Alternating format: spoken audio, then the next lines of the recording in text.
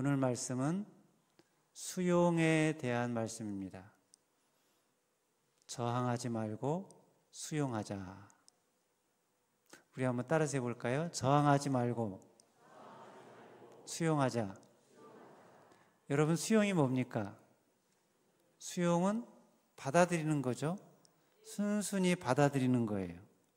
나에게 일어난 일들을 거부하거나 저항하지 않고 받아들이는 거예요. 수용하는 것입니다.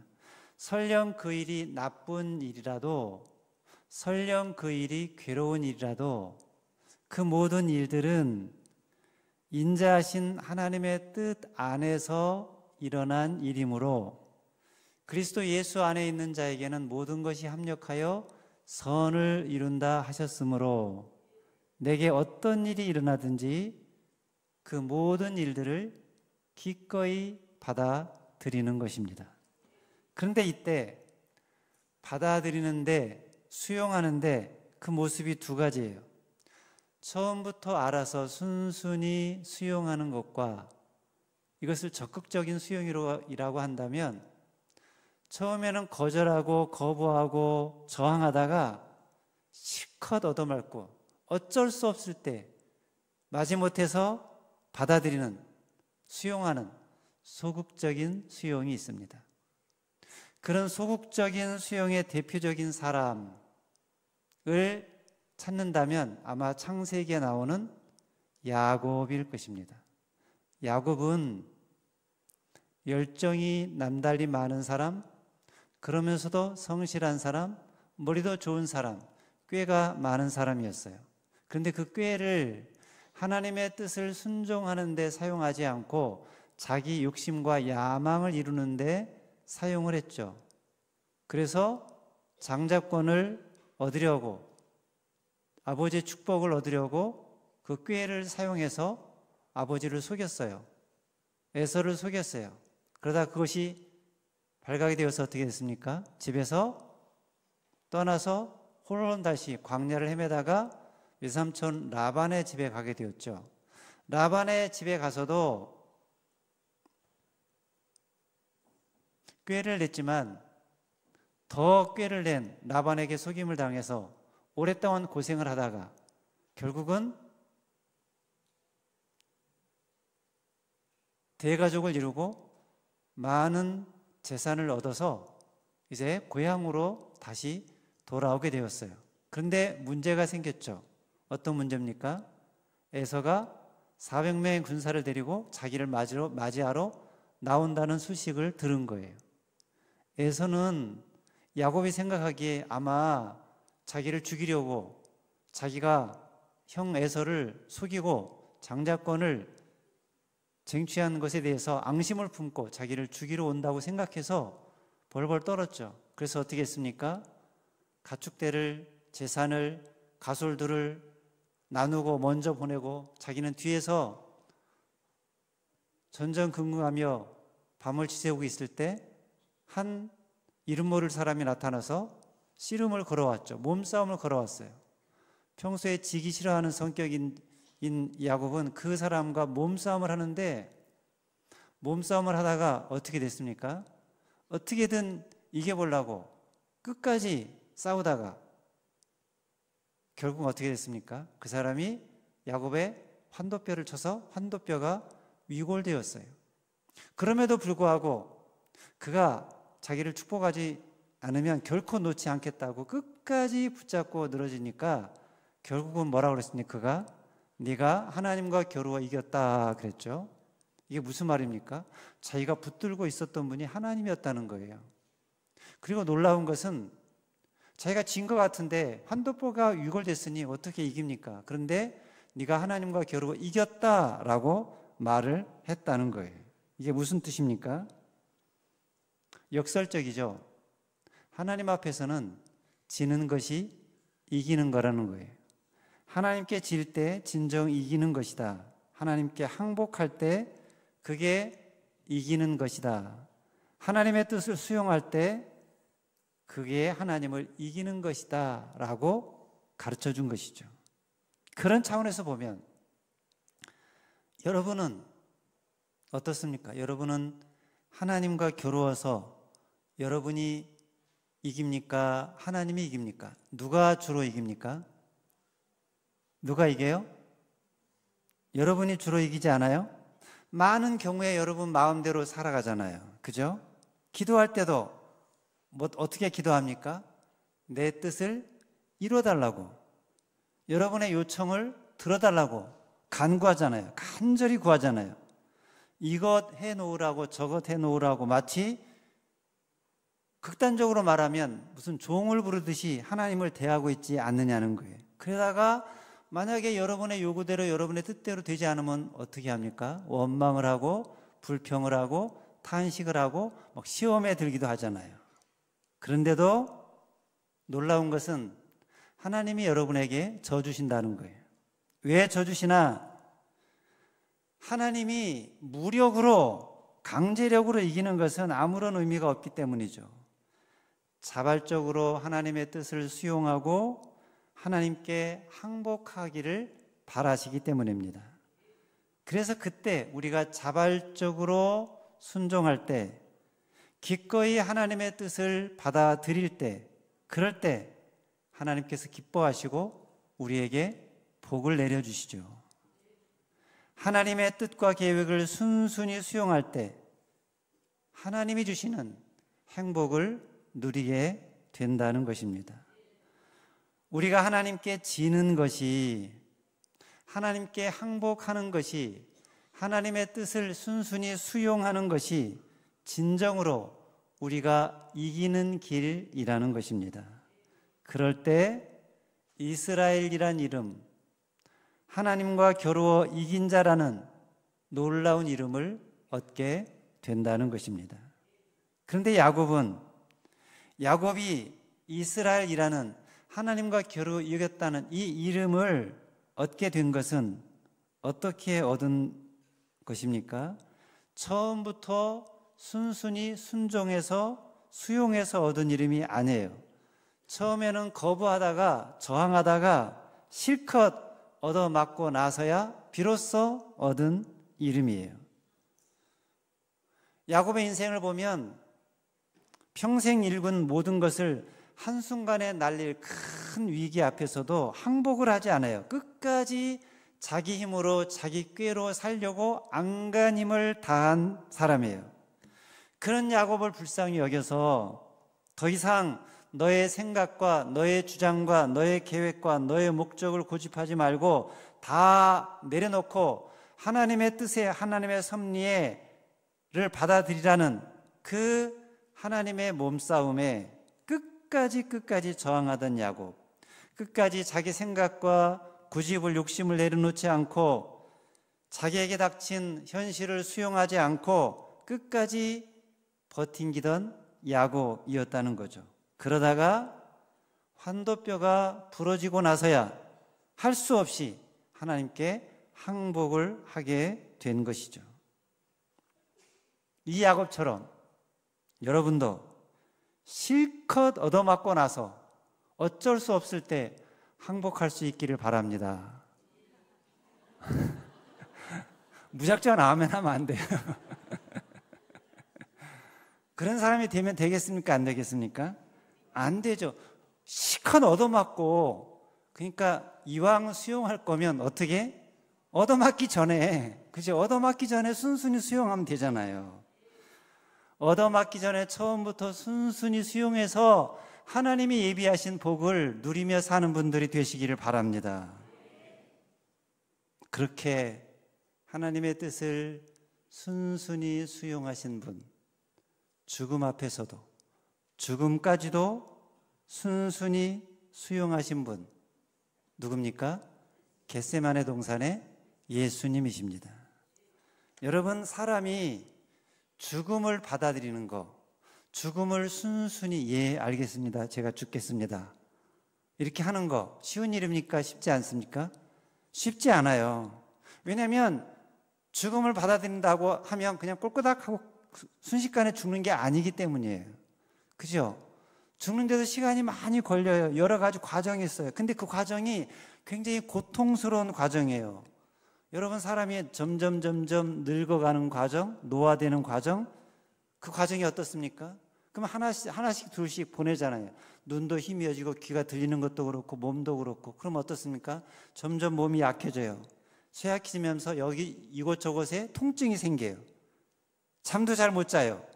또 인생이 무료해져요. 무가치하게 느껴져요. 그리고 여러 가지가 감퇴가 돼요. 기억력도 감퇴가 되고 급기야는 치매 현상이 나타나고, 그리고 나중에는 그 어떤 것도 스스로 하지 못하는, 자립을 하지 못해요. 그래서 누군가가 돌봐주지 않으면 살 수 없는 그런 과정이 죽어가는 과정이기에 죽는 것이 그렇게 쉽고 간단한 문제가 아니라는 거예요. 일반적인 죽음도 그러한데 십자가에 달려 죽는 죽음은 그런 죽음과는 비교할 수 없는 죽음이에요.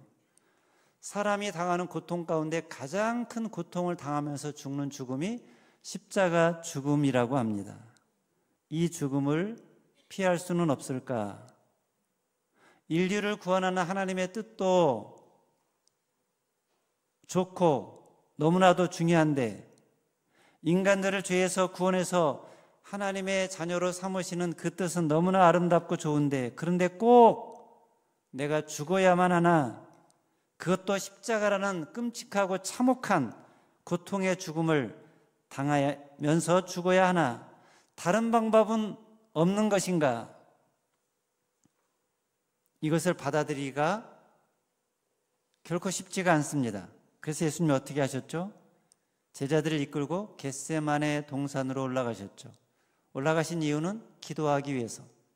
겟세마네라는 말은 올리브를 압착해서 기름을 짠다라는 말이에요. 그곳에 그런 틀이 있었다고 그래요. 그곳에서 예수님은 영혼을 짜듯이 땀방울이 핏방울이 되듯이 간절하게 기도를 드렸죠. 뭐라고 기도했죠? 될 수만 있다면 이 시간이 비껴가게 해달라고, 이 잔이 지나가게 해달라고, 거두어달라고. 그러나 결국은 어떻게 기도하셨습니까? 그러나 내 뜻대로 마옵시고 아버지 원대로 하옵소서. 마가복음 14장 36절 같이 읽겠습니다. 시작. 이르시되 아빠 아버지여, 아버지께는 모든 것이 가능하오니 이 잔을 내게서 옮기시옵소서. 그러나 나의 원대로 마시옵고 아버지의 원대로 하옵소서. 물론 예수님은 이미 다 알고 있었어요. 자기가 십자가를 져야 한다는 거, 그게 하나님의 뜻이라는 거. 그럼에도 불구하고 하나님께 간절히 기도하는 것은 왜냐? 하나님에게서 끊어지는, 단절되는 그 고통이 얼마나 큰지를 예수님이 아셨기 때문입니다. 이 단절은 우리가 생각하는 일반적인 이별과는 달라요. 그 어떠한 신학적인 해석으로도 설명하기가 어려워요. 예수님은 비록 육신의 몸을 입고 이 땅에 오셨어도 하나님과의 관계가 단절되지는 않았어요. 육체는 단절된 것처럼 보였어도 영으로는 하나였기 때문이에요. 그런데 지금은, 이제는 그 영적인 것까지 완전히 단절되는 상황에 이른 거예요. 이런 상황에서 예수님께서 그 고통이, 그 아픔이 너무나 커서 상상할 수 없는 번민과 고뇌 가운데 있으셨던 거예요. 그런데 그런 상태에서 예수님이 드린 마지막 기도가 뭐라고요? 나의 원대로 마시옵고 아버지의 원대로 하옵소서. 따라서 해볼까요? 나의 원대로 마시옵고 아버지의 원대로 하옵소서. 아멘. 여러분, 이게 뭡니까? 이게 기도의 본질입니다. 기도는 내 뜻이 이루어지는 게 기도가 아니라 하나님의 뜻이 이루어지는 것입니다. 나는 분명 이런 것을 원하는데, 나 개인적으로는 이렇게 되면 좋겠는데, 그래서 그렇게 되게 해달라고 열심히 기도하는데, 그러나 내 뜻대로가 아니라 하나님의 뜻대로 되기를 원해야 한다는 것입니다. 그게 기도고, 하나님의 뜻을 그대로 받아들이는 것, 수용하는 것, 그게 기도의 본질이라는 것입니다. 그걸 야곱처럼 고생하면서 배울 것인가? 아니면 예수님처럼 할 것인가? 그것은 여러분의 선택입니다.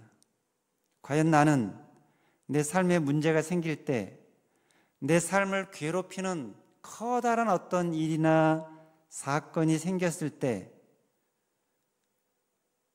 그것을 결국은 수용해야 하는데 어떻게 수용할 것인가? 예수님처럼 알아서 순순히 수용할 것인가? 아니면 야곱처럼 얻어 터지고 난 후에야 마지못해 수용할 것인가?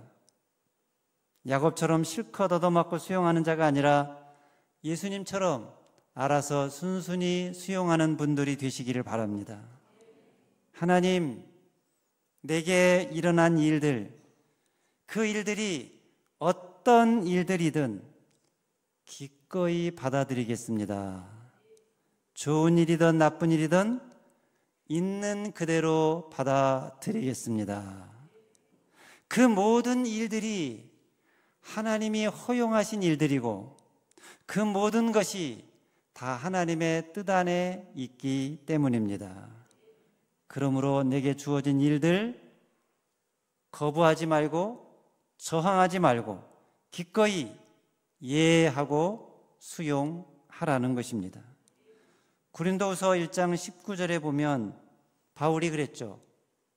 같이 읽을까요? 시작. 우리 곧 나와 실루아노와 디모데로 말미암아 너희 가운데 전파된 하나님의 아들 예수 그리스도는 예하고 아니라함이 되지 아니하셨으니 그에게는 예만 되었느니라. 20절도 이어서 보겠습니다.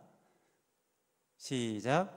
하나님의 약속은 얼마든지 그리스도 안에서 예가 되니 그런즉 그로 말미암아 우리가 아멘하여 하나님께 영광을 돌리게 되느니라. 여러분, 이 말을 한 배경이 뭘까요? 어떤 배경에서 바울이 이런 말을 한 것입니까? 바울의 선교 일정이 바뀌어서 고린도 교회 교인들에게 오해를 받는 상황에서 한 말이에요. 바울은 원래 고린도를 갔다가 방문했다가 마게도냐로 올라간 다음에 다시 마게도냐에서 고린도로 내려와서 예루살렘으로 가려고 했어요. 그게 본래 계획이었어요. 고린도 교회 교인들도 그렇게 알고 있었어요. 그런데 그 계획이 변경이 된 거예요. 변경이 되어서 일정에 맞게 고린도 교회를 방문하지 못하게 되었어요. 그러자 고린도 교회 안에서 문제가 생겼어요. 어떤 문제가 생겼냐면 그동안 고린도 교회 안에 몰래 들어와서 바울을 시기하고 있던 거짓 교사들이 이것을 빌미로 해서 바울을 비판했기 때문입니다. 바울은 아주 경솔한 사람이라고, 마음대로 계획을 이랬다 저랬다 하는 사람이라고, 그가 그렇게 계획을 변경한 것은 자기의 육체의 이익을 위해서 그렇게 한 것이다, 자기 마음대로 자기 유익을 위해서 일정을 바꾼 것이다 라고 비난을 했어요. 그러면서 이전에 바울이 고린도 교회에서 가르친 말씀도 사역들도 자기의 육신적인 유익을 위해서 한 것처럼 막 몰아가기 시작을 했어요. 그런데 아니라는 거예요. 일정이 바뀐 것은 자기가 경솔하게 계획을 세워서 그렇게 된 것도 아니고, 그리고 자기의 개인적인 유익 때문에 그렇게 계획을 변경한 것도 아니고, 그럼 뭐 때문이냐? 하나님이 자신을 향한 전도의 계획이, 다른 계획이 있으셨기 때문인데, 내가 그 하나님의 뜻에 예하다 보니까 그렇게 되었다는 것입니다. 그러면서 18절에서 뭐라고 했습니까? 하나님은 미쁘시니라 그랬어요. 선교 일정이 바뀌어진 거, 바울과 고린도 교회 교인들 모두를 향하신 하나님의 미쁘신 뜻이 있었기 때문이라는 거예요. 그러니 그 뜻에 우리 모두가 예하고 아멘하고 순종하는 것이 마땅하다는 것입니다. 19절을 다시 읽겠습니다. 예수 그리스도는 예하고 아니라 함이 되지 아니하셨으니 그에게는 예만 되었느니라. 이 바울의 모습을 보면서 자신의 계획과 어긋난 하나님의 계획에 대해서 예하는 모습을 보면서 나는 과연 하나님의 뜻에 예하는 사람인가? 얼마나 예하며 살고 있는지 우리 자신을 한번 살펴보았으면 좋겠습니다. 여러분은 예하는 사람입니까? 아니요 하는 사람입니까? 예스 하는 사람입니까? 노 하는 사람입니까? 예보다는 아니요를 많이 하죠. 누가 뭐 시키면 예 알겠습니다. 기다렸다는 듯이 순종합니까? 아니에요. 거절을 많이 하냐는 거예요. 내게 일어난 일들에 대해서 수용보다는 거절할 때가 많이 있지 않습니까? 순순히 받아들이기보다는 저항할 때가 많이 있지 않습니까? 왜 저항을 합니까? 왜 거절을 합니까?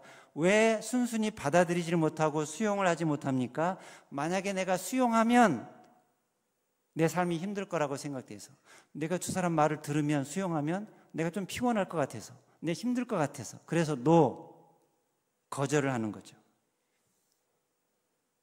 자녀가 아버지 말을 잘 듣습니까? 안 듣습니까? 여기 자녀들이 많이 있죠? 여러분, 아버지가 무슨 말을 하면 예 알겠습니다 아버님 그럽니까? 아니면 말을 안 합니까? 말을 안 하죠. 대답을 안 하죠. 예를 안 하죠. 이유가 뭐예요? 예하면 내가 좀 피곤할 것 같으니까. 아버지 말대로 하면 인생이 재미없을 것 같으니까. 그러면 엄마 말은 잘 듣습니까? 엄마 말도 잘 안 들어요.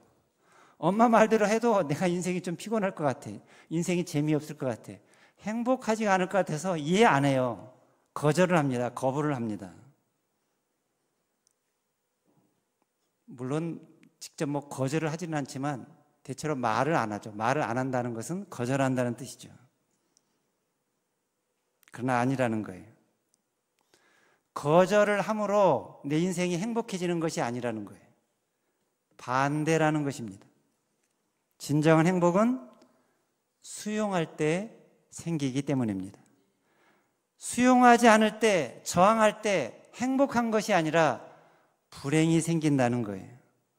여러분, 누가복음 15장 탕자 비유가 나오죠. 거기서 탕자의 형이 나오는데, 이 탕자의 형이 여러분 행복했습니까? 불행했습니까? 탕자의 형 마음이 기뻤습니까? 기쁘지 않았습니까? 기쁘지 않았어요. 행복하지 않았어요. 불행했어요. 불만이 가득했습니다. 이유가 무엇입니까? 받아들이지를 않아서, 수용하지를 않아서, 동생을 받아들이지를 않았어요. 아버지 재산을 자기 마음대로 쓰고 돌아온 저 망나니 같은 저 죄인을 하면서 받아들이지 않았어요. 수용하지를 않았어요. 또 뭘 받아들이지 않았습니까? 아버지의 처사를 받아들이지 않았어요. 동생을 받아줄 뿐만 아니라 그를 위해서 잔치를 베풀어준 아버지의 태도를 못마땅하게 여겼어요. 수용하지를 않았어요. 그래서 행복하지가 않았어요. 불만이 가득했어요. 그러나 동생을 받아준, 죄인을 받아준 수용한 아버지는 어떻습니까? 너무나 행복했습니다. 그 마음이 기쁨으로 가득했습니다. 어떤 것이든 거부하거나 저항하지 않고 순순히 받아들이는 수용의 태도를 지니면 어떤 일도 어떤 실패나 역경도 나를 불행하게 할 수 없는 놀라운 상태에 이르게 된다는 것입니다. 나의 삶이 어떻게 전개되든 나에게 어떠한 일이 펼쳐지든 그것을 예 하고 받아들이면, 있는 그대로 수용하면 오히려 그 속에서도 자족하는 삶을 살 수 있다는 것입니다. 이것을 오유지족이라고 하는데요, 이 오유지족의 상태를 사도 바울이 빌립보서 4장 11절 12절에서 이렇게 말했죠. 내가 궁핍함으로 말하는 것이 아니니라. 어떠한 형편이든지 나는 자족하기를 배웠노니 나는 비천에 처할 줄도 알고 풍부에 처할 줄도 알아. 모든 일 곧 배부름과 배고픔과 풍부와 궁핍에도 처할 줄 아는 일체의 비결을 배웠노라. 무슨 말입니까? 나는 비천한 자리에 처하는 것도 받아들이고 오케이, 수용하고, 풍부에 처하는 것도 수용하고, 배부른 것뿐만 아니라 배고픈 것도 수용하고, 궁핍도 수용하고, 어떤 일도 다 수용한다는 거예요. 어떤 자리에서도 어떤 형편에서도 자족하는 일체의 비결을 배웠다는 것입니다. 여러분, 믿는 자는 어떤 일이 생겨도, 어떠한 상황에 처해도 그 일 때문에, 그 상황 때문에 불행해하지 않는다는 거예요. 그 어떤 상황 속에서도 자족하며 살아간다는 것입니다. 왜냐?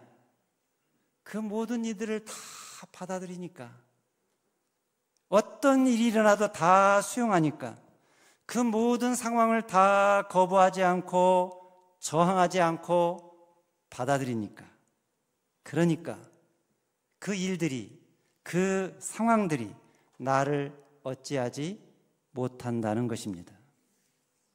옛날에 중국 후한 시대에 사마휘라는 사람이 있었는데요, 이 사람은 늘 무슨 일이 생겨도, 어떤 일이 생겨도 좋습니다, 언제나 좋습니다라고 말하는 사람이에요. 그래서 사람들이 바보라고 놀리기도 했어요. 어느 날 얼굴에 근심을 띤 한 노인이 이 사마위를 찾아서 말했어요. 제 아들이 전염병으로 죽었습니다. 이 말에 대해서는 사마위가 좋습니다를 하지 못하겠지? 사람들이 그렇게 말할 것이라고 생각을 했어요. 그런데 사마위는 잠시 애도의 표정을 지은 뒤에 감사한 일이군요, 감사한 일이군요, 좋습니다, 그렇게 말했어요. 이 노인과 주변에 있는 사람들이 당황을 했어요. 그러자 노인을 위로하면서 이렇게 말을 했습니다. 당신과 부인, 손자들은 다 건강하지 않습니까? 그러므로 좋습니다. 여러분도 한번 해볼까요? 좋습니다. 그래요. 우리 삶에서 일어나는 모든 것을 자세히 살펴보면 하나님의 은혜가 아닌 것이 없기 때문입니다. 모든 것이 감사요 은혜라는 것입니다. 수용하면, 받아들이면 그 어떤 것도 나를 불행하게 하지 않는다는 것입니다. 예를 한번 들어볼까요? 여러분이 오늘 예배를 드리러 오다가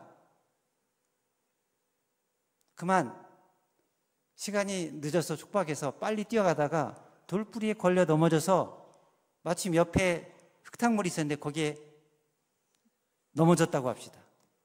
그럼 어떨까요? 돌뿌리에 걸리고 흙이 있는 흙탕물에 넘어졌어요. 그럼 어떻습니까? 기분이 나쁜요. 화가 나겠죠. 짜증이 나겠죠.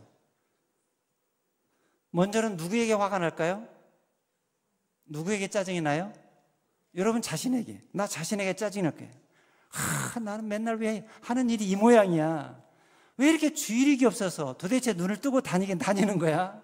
길도 똑바로 걷지 못하고 내가 하는 일이 다 그렇지 뭐 하면서 자기 자신을 향해서 막 짜증을 낼 수가 있어요. 두 번째는 누구를 향해서 짜증을 냅니까? 누구를 탓합니까? 환경을 탓할 수 있어요. 그죠? 누가 도대체 여기다가 돌을 갖다 놓은 거야?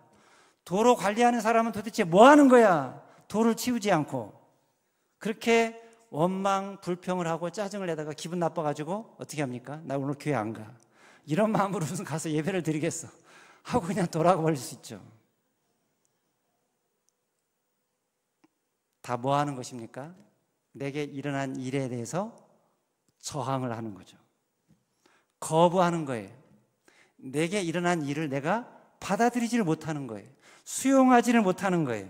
그래서 기분도 나쁘고 화도 나고 짜증도 나고 예배도 못 드리고 다 망가져 버리는 거죠. 근데 여러분, 수용하면 어떨까요? 받아들이면, 있는 그대로 받아들이면, 아이고 내가 급하게 뛰다가 실수해서 넘어져, 그럴 수 있지.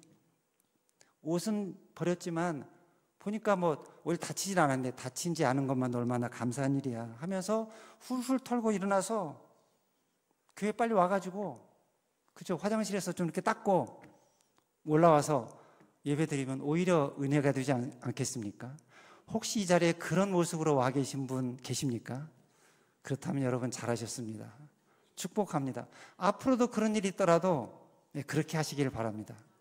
중간에 어떤 일이 일어나더라도 다 수용하세요. 아이고, 내가 실수했구나, 잘못했구나. 그것에 저항하지 말고 있는 그대로 받아들이면 그 일이 나를 어찌하지 못한다는 거예요. 어떤 일이 생겨도 그런 일에 매이지 말라. 왜 이런 일이 나에게 일어났느냐고. 이런 일은 일어나서는 안 되고 있어서도 안 되는 일이야. 그런데 그런 일이 일어났습니까? 안 일어났습니까? 이미 일어나는데 받아들이지를 못하니까, 거부하니까, 저항하니까 이런 일은 있었을 수가 없는 일이야. 있어서도 안 되는 일이야. 하지 않느냐는 거예요. 그렇게 하기보다는, 그렇게 한다고 있었던 일이, 벌어진 일이 없어지지 않잖아요. 이미 일어난 일이에요. 어떻게 하라고요? 저항하지 말고 수용하라. 어떤 사건이 생겨도, 어떤 병이 생겨도, 어떤 암이 생기고 치매가 생겨도 괜찮아. 심지어 죽음이 찾아와도 그것이 나를 어찌하지 못한다. 어디에 써 있습니까? 로마서 8장 38절 39절 같이 읽겠습니다. 시작. 내가 확신하노니 사망이나 생명이나 천사들이나 권세자들이나 현재일이나 장래일이나 능력이나 높음이나 깊음이나 다른 어떤 피조물이라도 우리를 우리 주 그리스도 예수 안에 있는 하나님의 사랑에서 끊을 수 없으리라. 아멘. 그리스도 예수 안에 있는 자는 그 어떤 일도, 그 어떤 사건도, 그 어떤 사고도, 그 어떤 재앙도 결코 우리를 불행하게 하지 못한다는 것입니다. 그 어떤 일도 우리를 하나님의 사랑에서 끊을 수 없다는 거예요. 그러므로 여러분의 삶에 어떤 일이 생기든지 거부하지 말고 저항하지 말고 기꺼이 받아들이고 수용하며 살라는 거예요. 물론 수용하는 데는 순서가 있습니다. 먼저는 자기 자신을 받아들여야 돼요. 자기 자신을 수용해야 돼요. 그게 자존감입니다. 그런데 많은 사람들이 자기를 받아들이질 못해요. 자기를 수용하지를 못해요. 자기를 싫어하고 거부해요. 다른 사람이 되고 싶어 해요. 그럴 필요 없습니다. 왜냐하면 여러분은 그 누구와도 비교할 수 없는 독특하고 유니크한 특별한 존재이기 때문입니다. 그러니 그 누구와도 비교하지 말고 여러분 자신을 있는 그대로 받아들이고 수용하라는 것입니다. 그때 자존감이 생기고 자신감이 향상된다는 것입니다. 그런 차원에서 따라서 해볼까요? 나는 내가 좋다. 나는 나를 받아들인다. 그래요. 내가 나를 받아들이지 않는데 누가 나를 받아들이겠습니까? 내가 아마 나를 있는 모습 그대로 이런 내가 좋다. 이런 나를 사랑한다. 받아들이고 축복하라는 거예요. 두 번째는 다른 사람을 받아들이고 수용하는 것입니다. 누구를요? 누구라도. 부모, 형제, 자식 있는 모습 그대로 받아들인 것입니다. 너는 왜 맨날 그 모양이야? 어떤 모양이 되었으면 좋겠습니까? 내가 어떤 모양을 만들려고 하지 말고 하나님이 주신 그 모습 그대로 받아들이라는 거예요. 수용하라는 거예요. 내 모습 자체로, 존재 자체로 받아들이고 수용할 때 감사가 나오고 행복이 싹트기 때문입니다. 그렇게 타인을 수용하는 것을 배려라고 하고 이해라고 하기도 합니다. 또 다른 사람의 잘못, 허물을 수용할 때 그것을 뭐라고 합니까? 용서라고 합니다. 여러분, 왜 우리가 다른 사람을, 남을 배려하고 이해하고 용서해야 합니까? 왜냐하면 그때 다른 사람을 배려하고 이해하고 용서할 때 우리가 진정한 자유를 얻고 안식을 얻고 평화를 얻을 수 있기 때문입니다. 다른 사람을 받아들이지 않으면, 수용하지 않으면 나 그 사람 도저히 받아들일 수 없어. 내 눈에 흙이 들어가기 전에는 절대로 그 사람 용서할 수 없어. 그러면 누구만 괴롭습니까? 나만 괴로운 거예요. 내가 힘든 거예요. 내게 안식이 없는 거예요. 내게 평화가 없는 것입니다. 그러나 받아들이면, 그가 어떤 잘못을 했을지라도, 어떤 허물이 있더라도 받아들이면, 수용하면 내 마음에 안식이 생기고 평화가 생긴다는 것입니다. 그러므로 여러분, 누구라도 다른 사람이 어떤 모습으로, 어떤 태도로, 어떤 말을 했을지라도 기꺼이 다 받아주고 다 이해하고 다 수용하며 사는 분들이 되시기를 바랍니다. 마지막으로 수용할 것은 하나님의 섭리입니다. 하나님의 말씀입니다. 때로는 하나님의 말씀이 이해가 안 되어도 뭔가 뜻이 있겠지. 때로는 하나님의 섭리가 이해가 안 되어도 뭔가 뜻이 있겠지 하고 받아들이는 것입니다. 그렇게 모든 것을 받아들이고 수용하며 살면 여러분, 뭐가 문제가 되겠습니까? 그 어떤 것도 문제가 되지 않습니다.